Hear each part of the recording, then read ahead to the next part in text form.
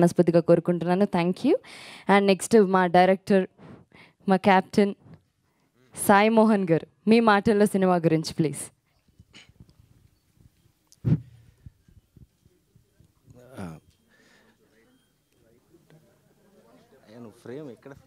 కాదు, మీరు ఇప్పుడు డాన్స్ చేస్తున్నారా మోహన్ గారితో? ఇక్కడికి వచ్చిన అందరికీ, మీడియా వాళ్ళందరికీ, ఫ్రెండ్స్ అండ్ అందరికీ థ్యాంక్ యూ అండి.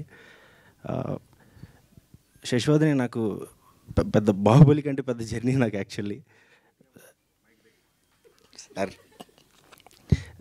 చాలా పెద్ద జర్నీ అండి నాకు. ఎందుకంటే ఇంకొక 6 రోజులు సినిమా రిలీజ్ అవుతుంది. హ్యాపీ. ఎంత స్ట్రగుల్ ఉన్నట్టే, స్ట్రగుల్ లేకుండా ఏది రాదు. బట్ అదంతా చాలా మంచి బ్యూటీ అది. బట్ నాకు ఈ సినిమా ఎందుకు అని అంటే ఒక మాట మీతో షేర్ చేసుకుంటున్నాను అండి. ఎందుకంటే ఈ స్టేజ్ మీదకి ఈరోజు వచ్చినప్పుడు ఒక మాట మా నాన్నకి చెప్పాలనుకున్నాను నేను. ఇంతవరకు తెలియదు ఆయనకి. ఏంటంటే ఆయన డ్రీమ్ అది డైరెక్టర్ అవ్వాలని. అంటే నేను డైరెక్టర్ అవ్వాలని కాదు, ఆయన అవ్వాలని.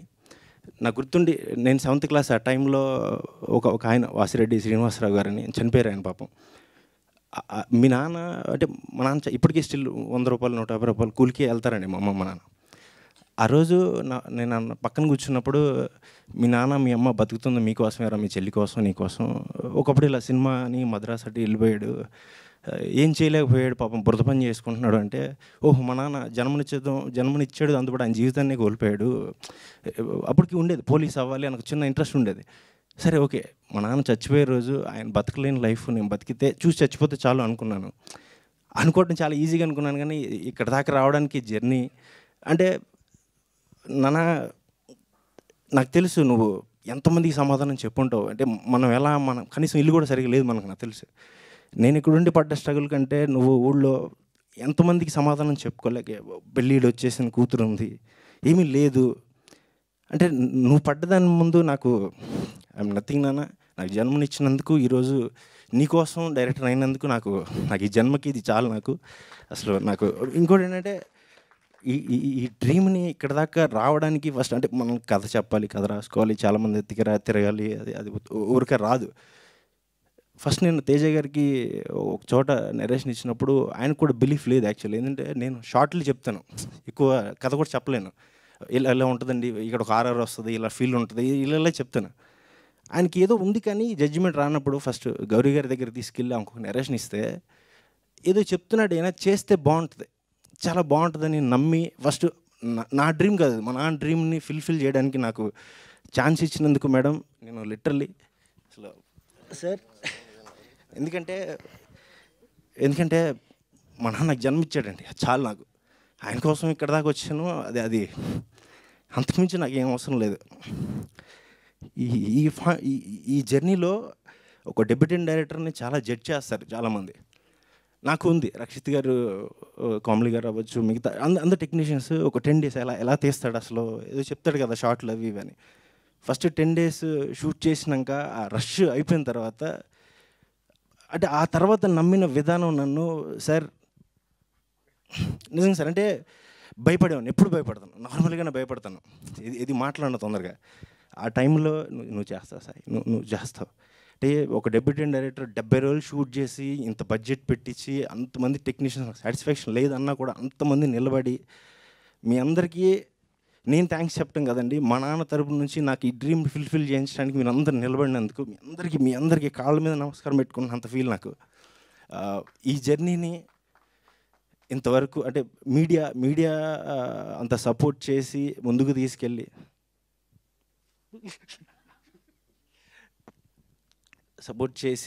శశివర్ధని అనేది ఏదో సంథింగ్, ఏదో చిన్న సాటిస్ఫాక్షన్ ఇచ్చే ఫిలిం అవుతుంది అని నమ్మినందుకు, సపోర్ట్ చేసినందుకు అందరికీ థ్యాంక్ యూ అండి.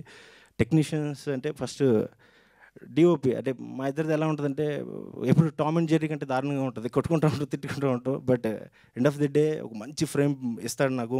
అంటే నేను ఎప్పుడు రాసుకున్న విధానం చాలా పొయిటిక్ ఫీల్లో రాసుకుంటాను, దాన్ని ఒక అందమైన పెయింటింగ్ లాగా. మచ్చా మనం చేస్తున్నాం కదా మళ్ళీ, థ్యాంక్ యూ. బిజీ అయిపోయావు కదా అని మళ్ళీ రానంటే, ఈసారి ఇవ్వకపోతే కేసు వేస్తా. థ్యాంక్ యూ అండి.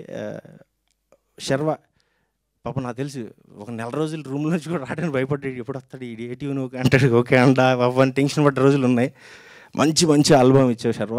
అండ్ అందీప్ గారు ప్రాణం పోసారని చెప్పాల్సి, అందీప్ గారు మన ఆర్ఆర్ తోటి. ఇంకా ముఖ్యంగా ఇప్పుడు టైటిలే నేను అమ్మాయి పేరు మీద పెట్టుకున్నాను కావాలని. అంటే ఒక తెలుగుంటి అమ్మాయి కథని, అమ్మాయి ప్రేమని చాలా జెన్యున్గా చెప్పాలని నేను ఎంత అందంగా రాసుకున్నానో అంతకంటే అందంగా చేశారు కామెడీ గారు. అంత సపోర్ట్ చేశారు, చాలా లోలో ఉన్న టైంలో కూడా సపోర్ట్ చేస్తూ ముందుకు తీసుకెళ్లారు. అండ్ మన శ్రీమాన్ గారు, ఆయన నేను ఫోన్లో చెప్పానండి కథ, దగ్గరికి వెళ్ళి కూడా చెప్పలేదు. ఫోన్లో చెప్పగానే కథ చెప్తుంటే నాకు మా నాన్నగారు గుర్తొచ్చారండి. నేను చేస్తాను, నాకు ఒక ఫుల్ నెరేషన్ ఇస్తారా అన్నారు. ఆర్ఎఫ్సీకి వెళ్ళి కథ చెప్పినప్పుడు నేను ఇమీడియట్లీ చేస్తానంటే అసలు బడ్జెట్లు అవి కూడా నాకు అది కాదు, మనం నేను చెయ్యాలి అని. ఎంత ఓన్ తీసుకున్నారంటే ఆయన, ఈ పర్సనాలిటీ సరిపోదేమో, నేను ఈ క్యారెక్టర్కి ఇంకా నేను బాగా బల్క్ అవుతానని చెప్పి ఇంకా చాలా ఆయన పర్సనల్ కేర్ తీసుకొని అంత బాగా చేసి, ఇందాక మీకు 7 days to go వీడియోలో ఒక 3 minutes షార్ట్ అది చెప్తున్నారు. అది నేను రాసి షూట్కి వెళ్ళే రోజు వరకు నాకు లేదు, నేను సింగిల్ షాట్లో తీస్తానని కట్ చేద్దామనే ఉండే. బట్ ఆయనతో అంతకుముందు ఒక 3 days జర్నీలో ఇది సింగిల్ షాట్ పెడితే ఆయన చేస్తాడు, 100% మనని చాలా బాగా చేస్తాడని నమ్మి చేసినందుకు అసలు రేపొద్దున మీకు శశివాద్ అనే ఒక మంచి ప్రేమ కథ దీని మించి ఉంటుంది, ఫాదర్ అండ్ సన్ ఎమోషన్ అనేది. అండ్ ఇంకా ఎడిటింగ్ గ్యారీ గారు లిటరల్లీ ఎన్నిసార్లు మార్చాను, ఎన్ని షాట్లు మార్చాను. పాపం ఆయన ఓపిక్కి, ఆయన ఎక్స్పీరియన్స్కి, నాకు ఇచ్చిన రెస్పెక్ట్కి థ్యాంక్ యూ అండి. ఇంక మిగతా వాళ్ళని ఏమన్నా మర్చిపోయి ఉంటే సారీ అండి. మా గౌరీ గారు కాస్ట్యూమ్స్ అది మాట్లాడారు కదా డిఓపి గారు, అంటే నేను జస్ట్ ఈ అమ్మాయిని ఇలా చూద్దాం అనుకుంటున్నానండి అన్నాను అంతే. నాకు లుక్ టెస్ట్ వరకు అమ్మాయి ఎలా ఉంటుందో తెలియదు, ఆ కాస్ట్యూమ్స్ ఎలా ఉంటాయో తెలియదు. లిటరల్లీ తీసుకొచ్చి చూపించి ఇలా ఉంటుందండి సాయి గారు అంటే అసలు చాలా హ్యాపీ ఫీల్ అయ్యాను. మేడం ఇప్పటికీ థ్యాంక్స్ చెప్పుకోలేను మేడం, మీకు లైఫ్ లాంగ్ రుణపడి ఉండడం తప్ప, ఎందుకంటే మీరు లేకపోతే నాకు ఈ సినిమా లేదు లిటరల్లీ. ఇంకేమన్నా మర్చిపోయింటే సారీ అండి. వచ్చిన వాళ్ళందరికీ థ్యాంక్ యూ. ఇంకొక 6 రోజులండి, మీ అందరూ సపోర్ట్ చేసి ముందుకు తీసుకెళ్తే మాలాంటి చిన్న సినిమా బతుకుతుంది. ఇంకో ఛాన్స్ వస్తే అందరం కొంచెం కష్టపడి మంచి సినిమాలు చేయడానికి ట్రై చేస్తాం. థ్యాంక్ యూ అండి. థ్యాంక్ యూ సాయి మోహన్ గారు, థ్యాంక్ యూ సో మచ్. ఈ సినిమా రిలీజ్ అయిన తర్వాత మీకు చాలా మంచి పేరు రావాలని మనస్ఫూర్తిగా కోరుకుంటున్నాను. నెక్స్ట్ మన